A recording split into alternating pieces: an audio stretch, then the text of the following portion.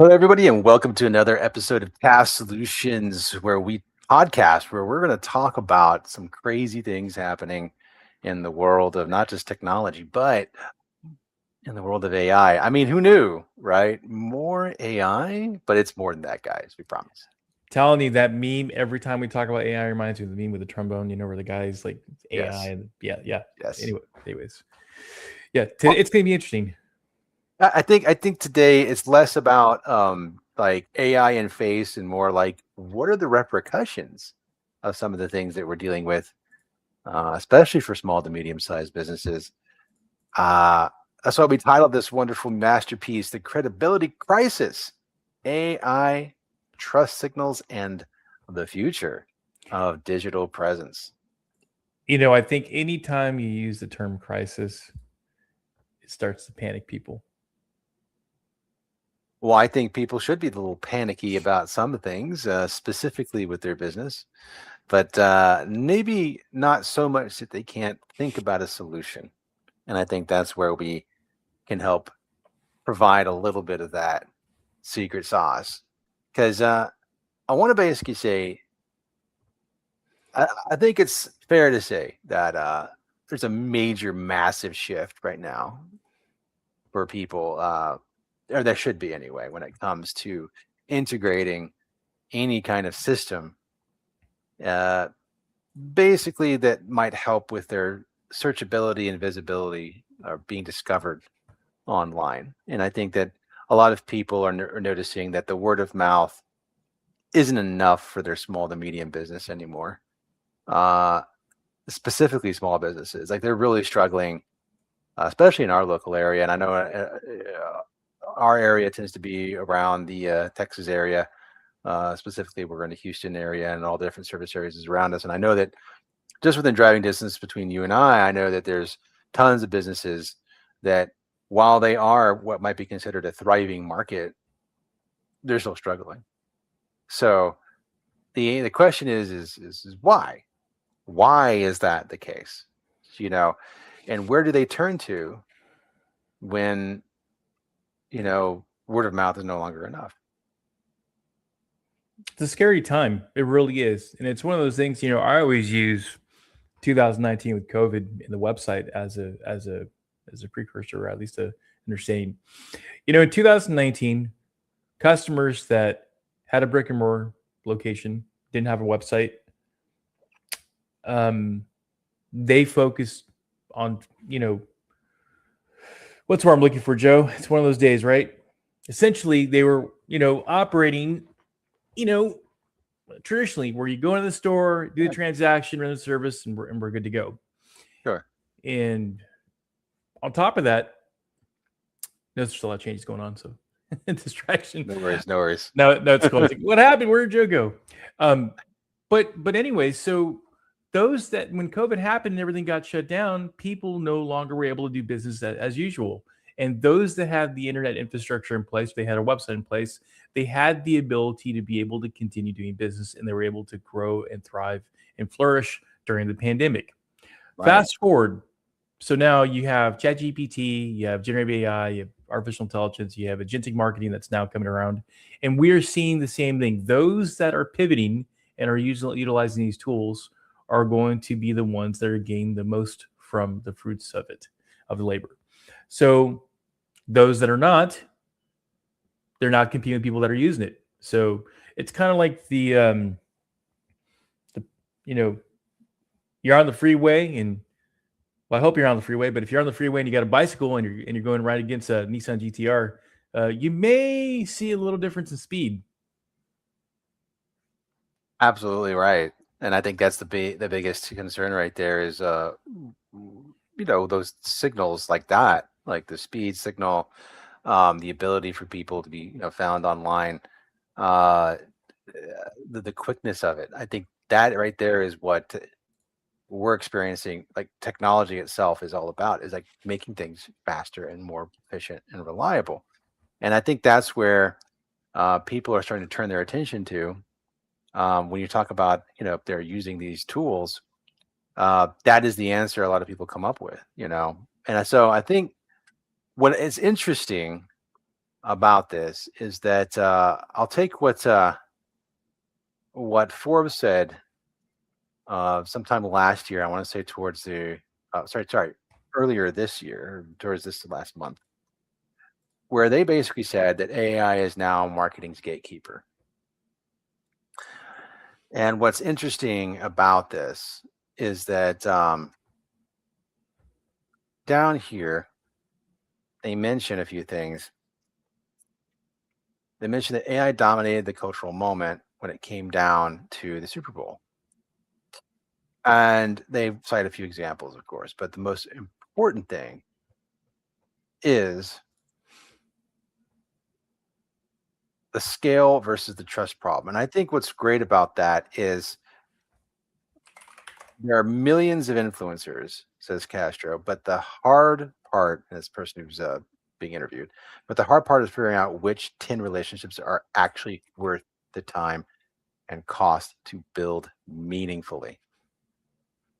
So that right there tells you that even in a land where people think, oh, influencers have all this great effect on culture and all this other stuff, it's so inundated now that even large companies have to find trust signals with influencers. That these concepts are not they're not just for businesses. That's what I'm getting at, and I think we all see that. But I think this is just another example of why that's important because yeah, go ahead.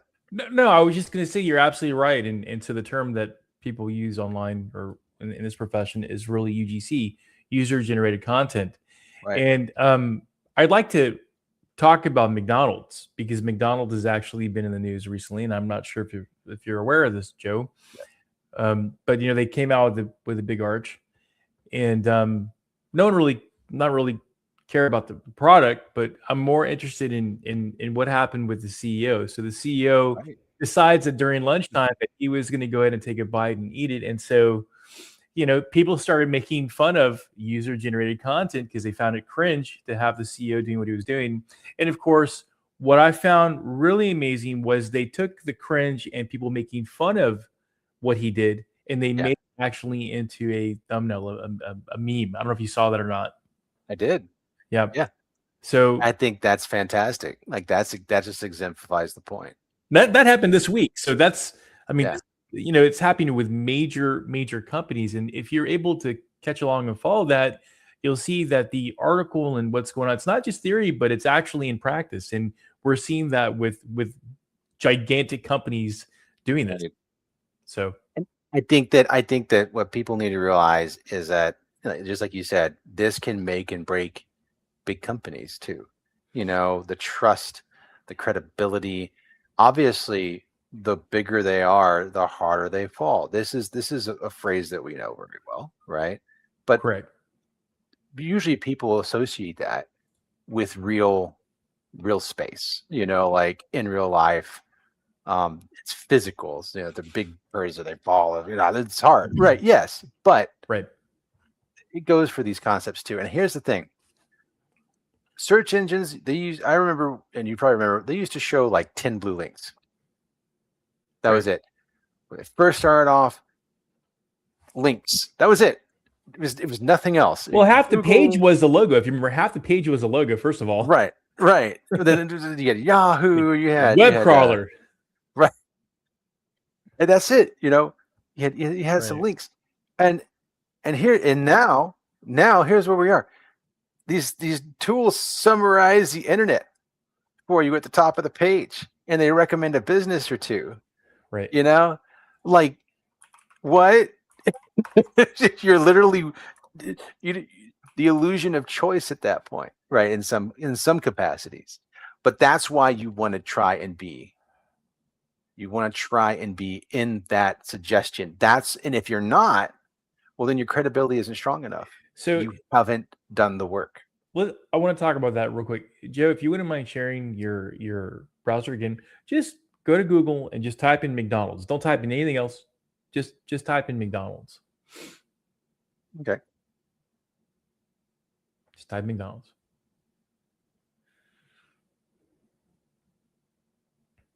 Okay, great. You see the same thing I see. Mhm. Now, in 2026, you type in the word McDonald's. On the right hand side, it's giving you the history of the company. On the Yes. left hand side in the middle, it's giving you the locations that are geofenced, geotagged near you. Okay. On the bottom right, you have all of its social media. Below that, you have the other competitors that are available in the same area market. And of course, then you have your links. As a, you know, as this is what I'm talking about in terms of the user experience. Do you know how much data this is? How much information this is with just typing in McDonald's? That's a ton. 0 click. Yeah. All you had to do was type in McDonald's, and this Right. is what people are getting. And where I'm trying to get at with this is when you start focusing on the way the user experience is shifting and changing with search engines, that's what you have to do as a business owner to understand that this is where what Joe and I are doing, or what other marketing agencies, hopefully they're helping you with, is making you understand how the user experience needs to play for your customers. So I'm using McDonald's as a great example because, of course, their marketing budget is probably out the yazoo. We know that. But once again, take a look at that. This is how people are being able. We're becoming Yeah. accustomed to this, Joe. It's no longer Well, if yeah. right now you typed in McDonald's and there were 4 links, you and I would think that there was something wrong with our browser. There was something wrong with Well, our user of experience. course. But here's what I want to point to. Like if I just put in the word burger Yeah, and I right. just do that, what happens? Oh Would you look wow. at that? Oh wow. That's actually very good. So you went from a specific brand to just a topic. And That's it's just like even Burger King right, is showing up below the right, map pack. right, The right, that's the it's crazy, right, isn't it? right, And that's what and this is where you want to be. And I think that's where this is why we talk so much about why this is so important for small to medium businesses, because right. if you can get these, and I know that this one right here particularly is not a chain. This one is a franchise, and this one is not a chain either. You have two local businesses that are beating Burger King and McDonald's on the map pack. Once That's again, crazy. everything is about geotagging, and I would be very interested in knowing more about how the algorithm is working on that, Yeah. because the one thing that we always discuss is, people say, well, can you guarantee? What do you want me to guarantee? There's no guarantee. Whenever the algorithm is changing, what, 300-400 times a year, I God knows how many core updates they do. Well, and the question is what Yeah, are we guaranteeing, right? I mean, that's it. Like if we're guaranteeing that you're going to get more traffic, absolutely, you will, correct. right? But I think what's important is for us to share with that. What I want you to get out of this is the term topical dominance, and that's a big piece where, if you notice that whenever you type in the term burger, it was everything that correlates with the term burger, all the Mhm. topics that go with it. So, what is a burger? Where are your local companies with burgers? Who are the major heavy hitters of burgers? And then links to recipes and so forth. So the bottom line is the end user experience is really shifted. It's really shifted in 2026.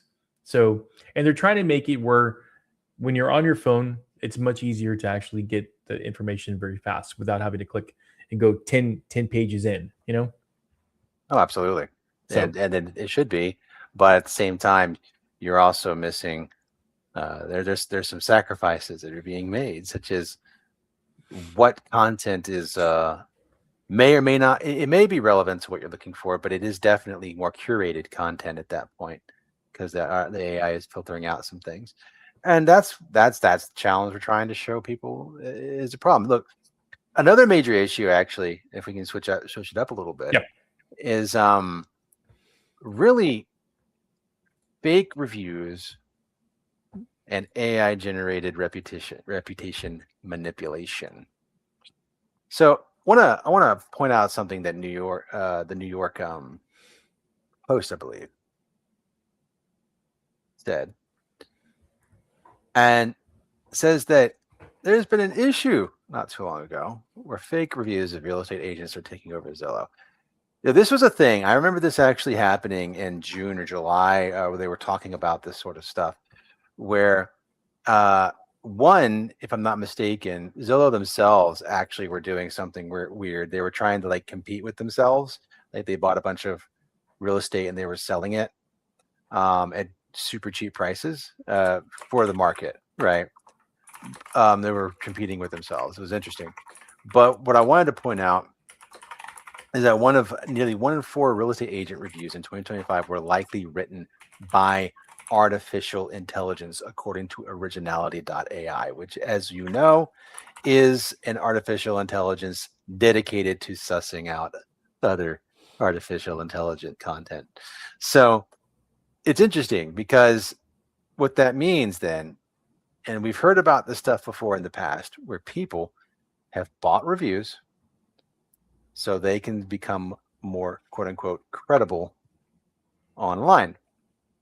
But I think you know what I'm going to say. The problem becomes, well, I'll put it this way. If you looking at this from a 2D chess maneuver or checkers maneuver, then yes, it makes perfect sense. Buy your credibility online and you can walk away happy, right? Here's the problem with that. The algorithms don't see it that way because they're looking at you with these new reviews that come from these accounts that are also reviewing all these other different things that aren't real people probably, and knows they're not real people by the way they're acting. See, you can't assume that the algorithm thinks like a person. It thinks like a machine and can check things tirelessly. Right. I mean, we'll just go one step further. So let's say that you develop a persona, an online persona, and I'm going to be Susie. Okay. Yeah. So if I develop Susie, so you can develop an email address with Susie101@gmail.com. You can generate an image, you can do the whole 9 yards. Well, the problem that it's going to start also checking against is how long ago was the actual account created, which is a thing that a lot of people are not thinking about. Then it also looks to see how fresh the actual email is as well, because you can check that as well. It's also looking at your connections. Who are your connections, your relationships, how, all those things are playing into it. It's so yeah, you got to be very careful with this stuff. Speaking of credibility, Joe, I want to share with you what happened yesterday with my son, which deals directly with Nextdoor. And I think you're going to find this fascinating. So my son likes to go around the neighborhood doing pressure washing, trash cans, and so forth. And him and his friend, they go door to door knocking. He decided organically that his friend was going to post on Nextdoor. So they made an account. Now, remember, I've not shared anything about this. This is what teenagers are doing. Took a before and after picture of the trash can and wrote in third person, meaning that they were acting as a customer that bought from them. Wrote, 2 boys came to my house and they did a magnificent job on cleaning my trash can. Here are the before and after picture. If you guys are in need of this, give these 2 gentlemen a call. Okay. 1,000 people saw it. Now, how did I come to find out about this, Joe? Because my son came down the stairs hysterical and like happy and excited because someone had called the phone number and scheduled an appointment for them to do their trash can. Okay.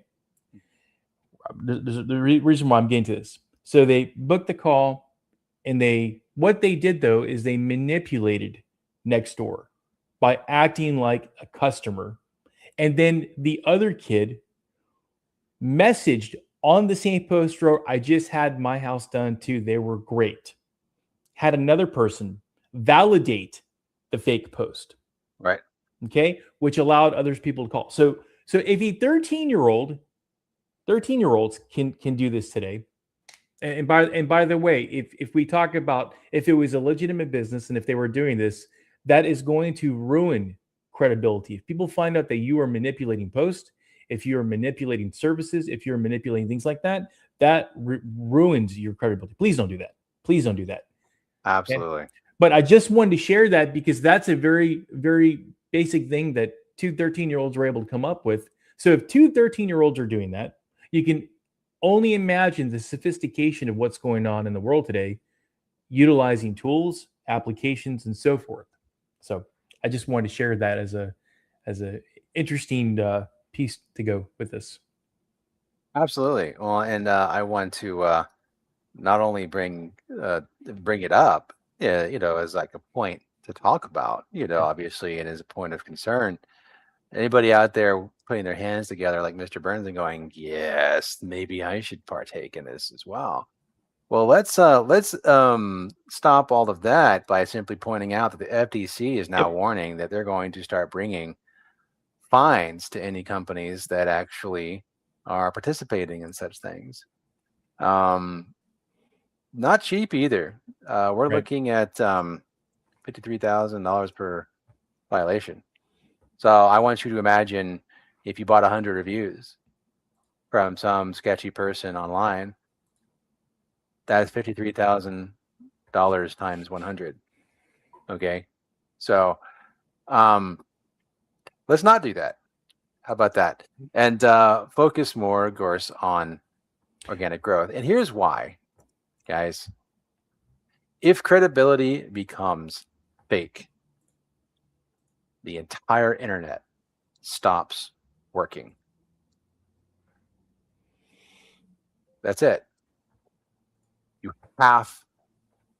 We have to have some semblance of credibility and legitimacy that is honest. Full stop.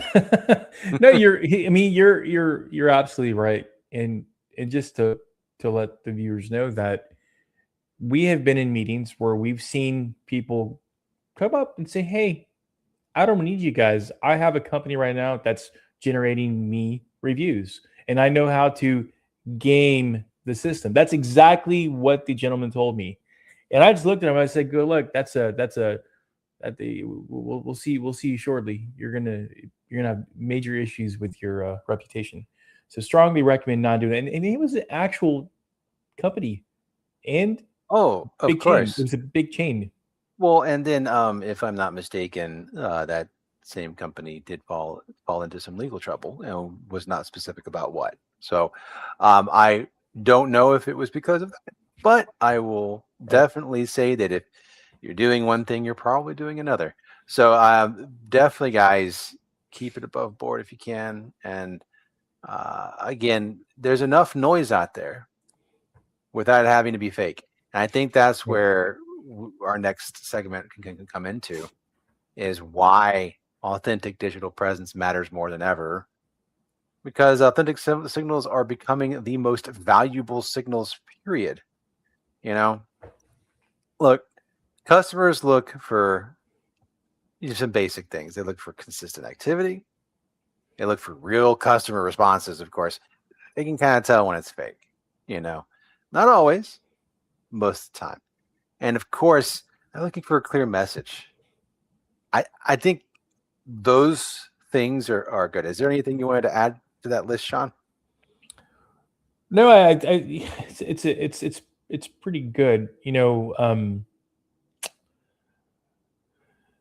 The only one that I would say is when it comes down to genuine reviews is inside the review that you leave, what the content is extremely important as well. For example, if you write 5-star, great company, that doesn't really help.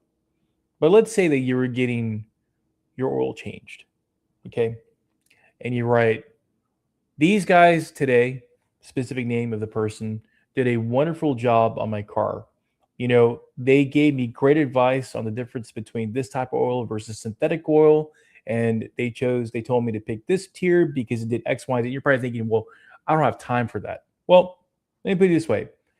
If you were the one that was interested in going to that auto mechanic company and you're looking at the reviews, and when you're able to see such a detailed review, it would change your mind on how you want to operate with them.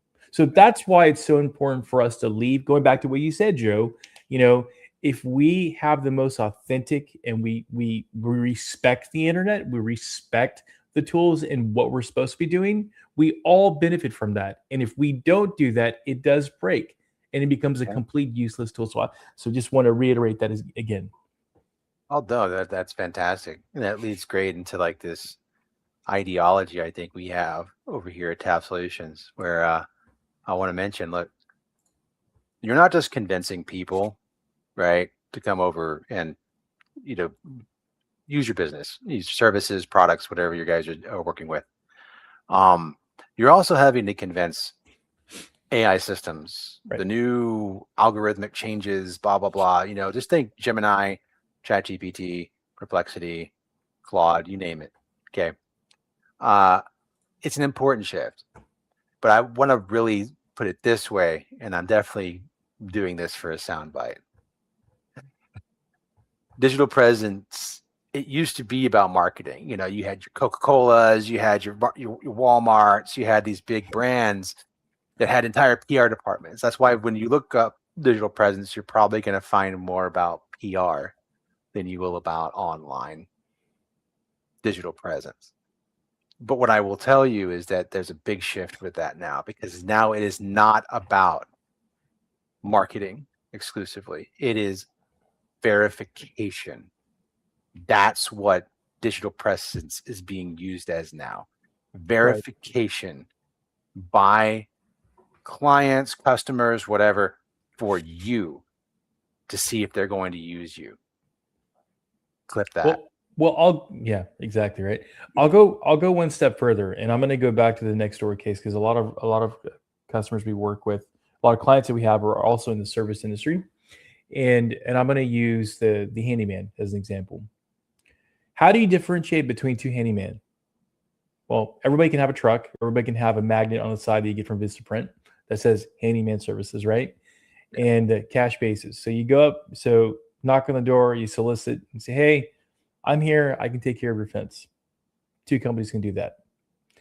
Now, more than likely, they're going to ask for at least 50% up front, and they're going to ask for a big chunk of change, a couple thousand to do the fence. What happens a lot of times? We see time and time again on Nextdoor that someone paid half of the money up front. They either A, didn't do the job, or B, they left it incomplete, and the customer has been shafted and they're upset. Now, and then what do? They automatically post a picture of the person, who they are, and tell them not to do business with them. If a legitimate handyman has a website, not just a website, reviews, reputation, and has material and content that shows them working with other clients. So, for example, if you're doing fencing, knock on the door, you do a good job, take some pictures, take some videos, have the person say, yes, X, Y, and Z fencing company did a great job for me, and I strongly recommend that. That's your credibility. You need to do that. So, people that think, well, if I just slap together a business card, have a little landing page, it has a little picture of a home, and it says, I do fencing, is going to get you to in 2026. Good luck, because they're going Yeah. to crawl up your, what, to figure out who you are, where you do business, and if you are a legitimate company. Because Yeah. consumers are very well educated in 2026. It's not like the old days, Joe. Oh, you can do my fence? Go for it. No problem. Here's cash. Well, I definitely think there was a generational Sure. difference between them and even the ones before them and I us. agree with you. But Right. Right. but I will definitely say that you're right. It part of that, by the way, was born out of like, well, I just don't. You're nearby, so I'm just going to trust you because I have to. Yeah. Right. Well, now You knocked on my you door. don't. I can see you. Right. You knocked on my door. I can see you. Right. Right. Right. But I think with the ease in which we can communicate now, that has drastically changed how that works Right. for us and moving forward, right? And I think that's Right. where that is going to you're right. It used to be this capacity thing. Now it's this new way of like, oh man, I got to verify everything about this person because now since everybody's so like people like to say the world is smaller. I would agree with that in terms of like communication. It feels smaller. What it also means is that you get to hear a lot of people who are trying to scam you as well. And I think that is what people are so afraid of. They don't want to be scammed. They want people who will actually do a good job, instead of just hoping that they will. And that really is, I think, where things are going to start getting a little more interesting for people. Because here's the thing, guys. Uh, we talked a lot about trust and building about all these different trust signals and helping things work.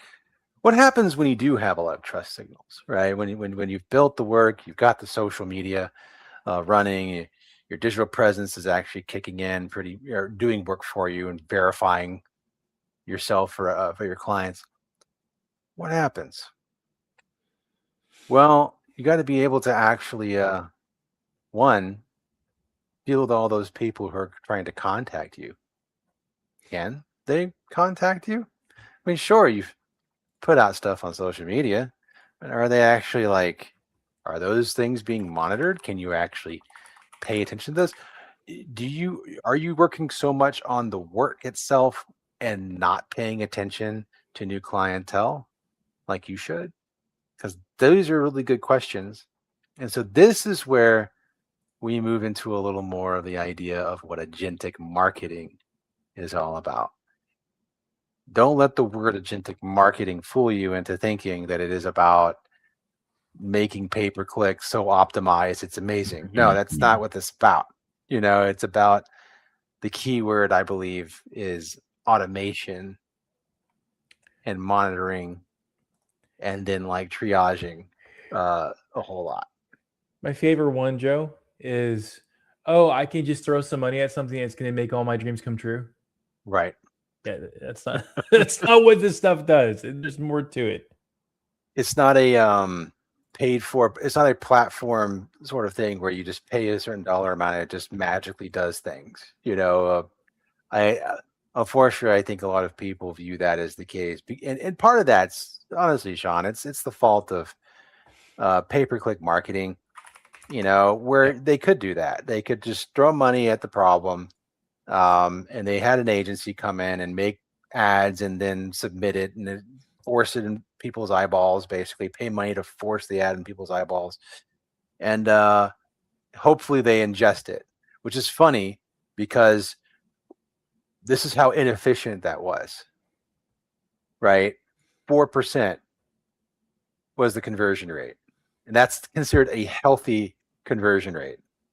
Right. I don't think people realize how freaking inefficient pay-per-click marketing really is. You're literally throwing thousands of dollars for a 4% hope that you're gonna get clients.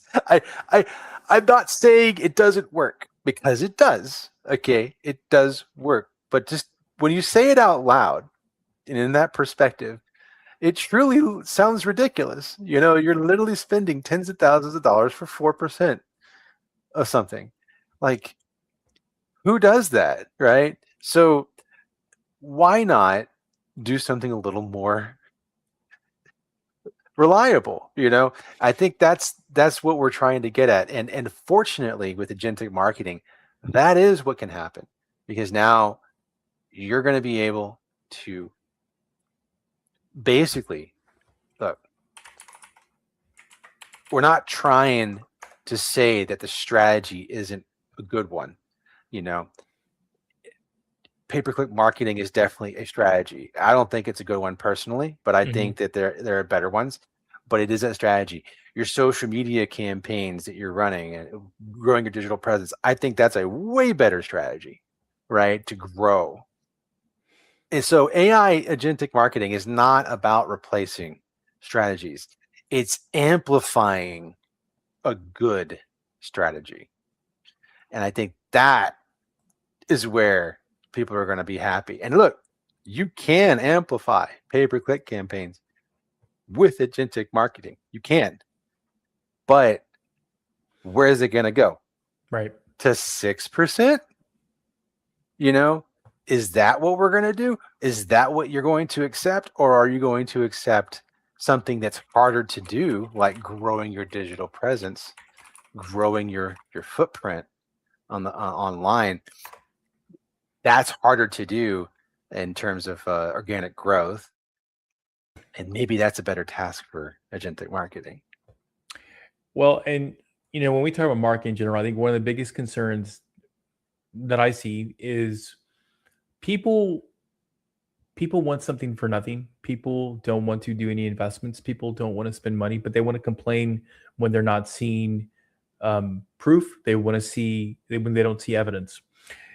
For those of you that own a business, the traditional small business should be allocating between 7 to 8% of their gross revenue on a annual basis for marketing. So if you don't have a budget put together and you're not doing that, you should start looking towards that. I don't care how much you can, even if it's 1%, something should be going towards that. So that includes your digital presence tools, that includes business cards, print media, anything that's able to get the word out, pins, whatever the case may be. Your koozies, and that one guy, he bought $100 of koozies and a long time ago. It was a rent a tender or something. I don't remember what his name was. Yeah, I remember. If he's out there in the world, I hope he's doing well, and I hope he's got like a whole bar and everything else. But anyways, bottom line is marketing material. Put a budget aside, allocate that, and start thinking in terms of growth. People look at this, say, I feel like I'm just burning money. And the truth is, you're not if you do it right. And if you're working with an agency that's going to put you in the right direction. All these things that we're talking about are best practices, there's tools, but there is a playbook that goes along with this. And what I can share with you that Joe and I have been creating is we do have a learning management system that's going to have a lot of courses on there that Joe and I've designed. And just let you know, we have a background in higher education, so a lot of the courses that we've developed are going to help you with being able to move your business to the next level. So keep an eye out on that. We're going to be launching that sometime this month.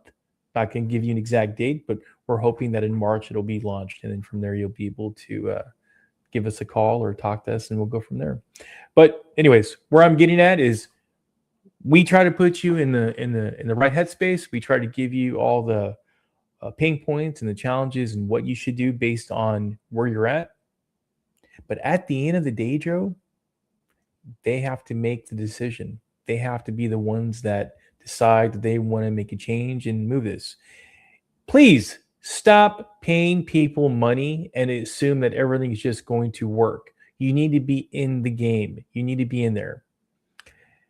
If you are the dentist, if you are the mechanic shop owner, if you are the doctor, if you are the attorney, and it's your practice, it's your business, it's your baby, you should be in these meetings, or at least have someone that is a good focal, that's competent, and it's going to make sure that you are given the right information as the decision maker to be able to move forward. But if you're just paying and assume it's just going to work out, don't. You need to know what's going on. I can definitely say that, like, if you buy a sign, for instance, right, and you put it out in front of your building, and you can say, "Oh, there's a dentist here," for instance, right? Dentistry here, big sign. In fact, it's ironic, actually, just going down the road near where I live. There's 2 dentist offices. One doesn't have a sign out except for the front of the building, right? The other one has seen fit to, all those little like art signs that people put out for like trying to say, "Oh, there's a car wash over here," or to temporary signage that you stick on the ground, right? They had that all up front, like saying there's a dentist office over here. What's fascinating about that to me is that they thought that what was the issue wasn't the established dentist office that's been there for over a decade. or more, maybe 20 some years. To compete with them, and they're only a block away, by the way. Right. To compete with them, that was the issue. That it wasn't the fact that they were there for longer. It was the fact that, people just don't know that we're here, and they were correct. They are. The problem is that they're competing with the verified, renowned dentist office that serviced the area for 20 years. And your answer isn't to go online and show how you differ from them or how you're knowledgeable to prove that it's worth coming and talking to you. Your solution is, I'm going to put a sign out, and people who drive by are going to go, oh, there's a dentist office over here. Let me just pull over. Probably not the best move. Probably because dentistry isn't a want. Well, it kind of is a want, but it's not a piece of candy. Like it's not a dessert shop. It's not a there's fresh jerky over here, or watermelon. I'm saying, like this. It's not a quick, I'm letting you know something that you want is over here, which may have a knee-jerk response to go do that thing, because that's what those signs are for, Sean. They're for making people go, oh, cool, and then immediately doing something about it. So to me, that's a core disconnect on what tools are available to people and what strategies they need to implement in order to make their business successful.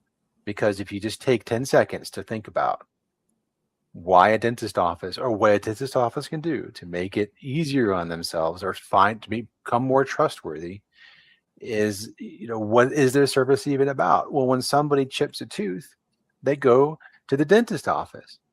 When they go in for a regular checkup, they go to the dentist office. Right. It is not I'm bored this weekend, I'm going to the dentist office. That's not how that works. And so if they just simply think about that, then the answers start writing themselves. Okay, well, maybe I just need to make sure that when people do have that moment where they chip a tooth, I'm going to go to those guys because I see them everywhere. Well, it goes based on that whole thing we talked about, top of mind. It's being top of mind. And this, these are not difficult concepts. Think about how you operate. Why do you buy certain things? Why do you do certain things? It doesn't have to be too complicated. A lot of people say, well, I don't understand why I can't get people coming to my door. Well, I get traffic, but okay, well, think about what you're doing. How are you reaching out to people?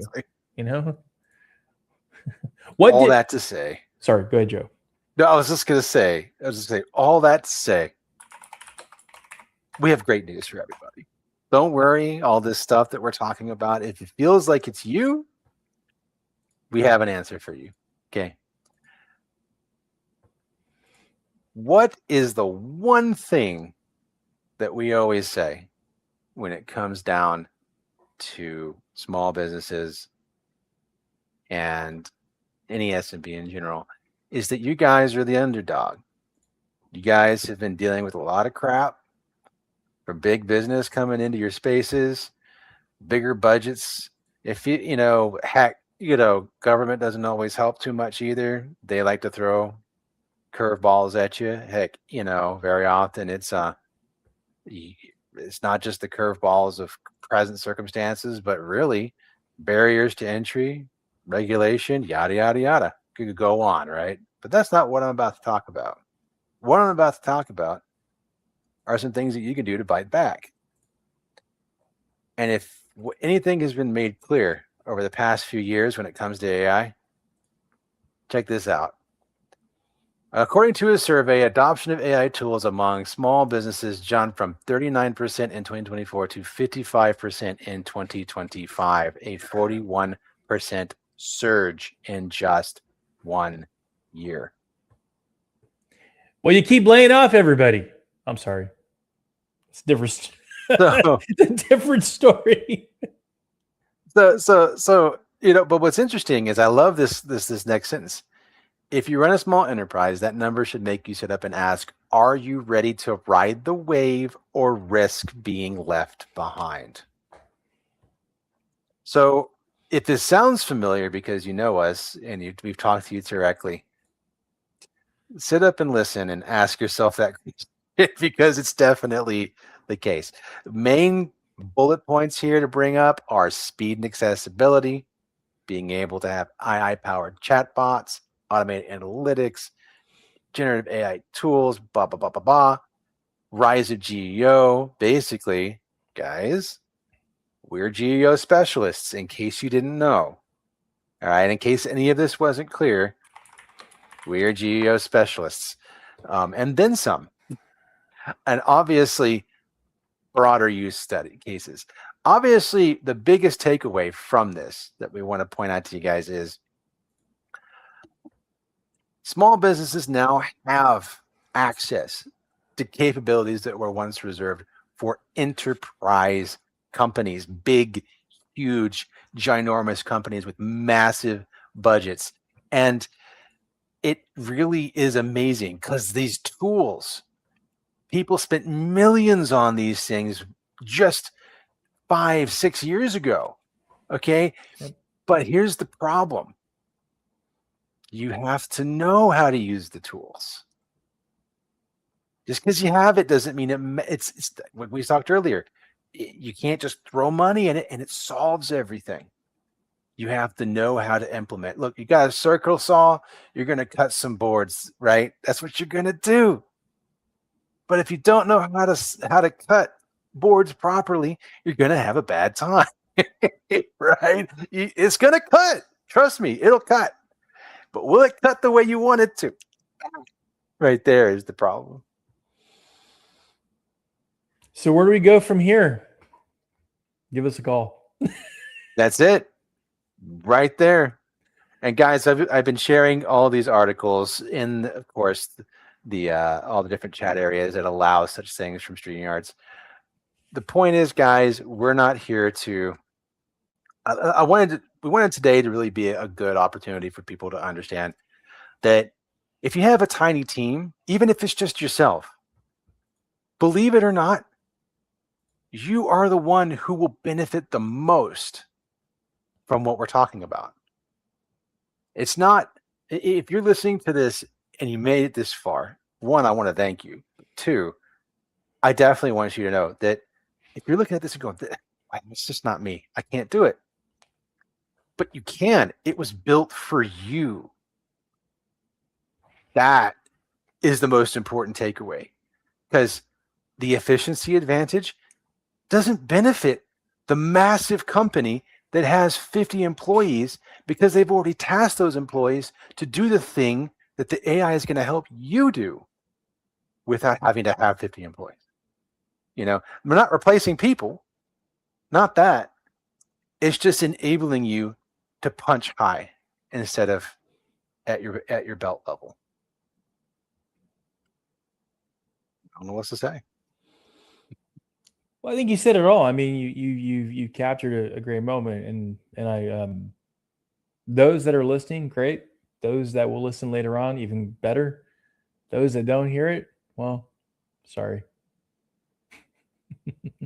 But no, I mean, and we're going to keep pumping this out. We're going to keep bringing this up because it's very important for people to understand.